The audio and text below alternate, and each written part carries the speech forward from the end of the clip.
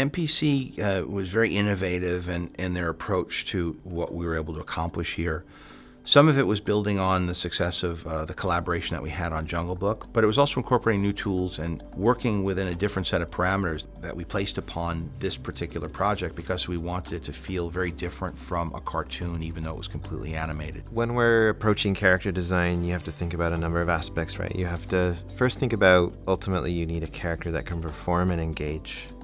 In this case, you also need to make it look completely real, and often real doesn't engage. And so, you're finding this delicate balance there. So important for this film, right? That the characters and the sets and the lighting and the materials of everything, none of it would let the others down. And so that sort of harmony that you're trying to create is how you finally realize a shot, where everything has that balance of appeal and aesthetics, but also naturalism. We wanted to give it a live-action aesthetic, and we also wanted to make it feel like it might have been shot as a documentary. So we looked at a lot of the BBC documentaries like Planet Earth, all the Attenborough stuff.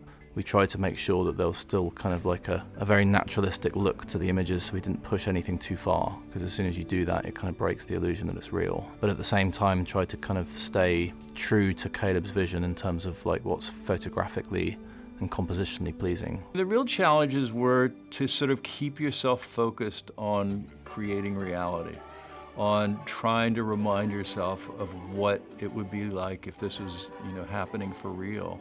And, the trip that we took to Kenya and all the filming we did there that sort of reminded us what it was really like and would be like was always at the back of our minds and always reminding us of what reality should be like and what, filmic reality should feel like. It just solidified in our minds the kind of feeling that we wanted to have. The documentary approach is when you see a documentary or photographs of animals or movies of animals, you have to shoot them a particular way for the danger of being too close and also them knowing that you're there and then they don't do the things that they normally do. You don't observe them. So part of it is the look of it, that you shoot it in such a way that it reminds you of a documentary but still creatively it feels like something you've seen before, except we're steering in the direction of drama. We took trips to Africa, both myself and the crew separately. MPC went there a lot. A tremendous amount of research goes into creating these digital environments, usually things like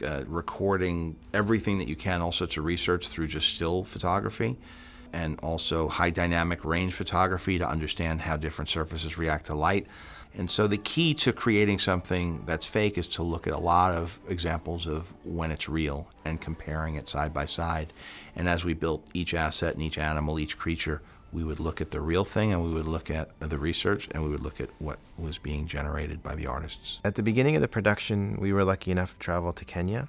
What you find when you get there, you really become sort of mesmerized and inspired by this place.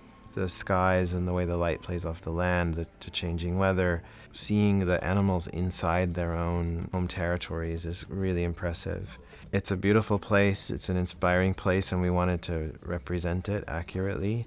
And then when you look at the technical challenges and the artistic challenges to recreate, this incredible place, I think if we hadn't been to Kenya and we hadn't really, seen it for ourselves, we might just be making something kind of generic and what you might think it's like, or from a few photos.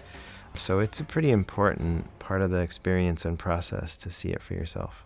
What's very interesting about it when you start studying this movie and the process that we went through to make it is that the circle of life thing is kind of a spiritual-esque thing. It is what nature intended.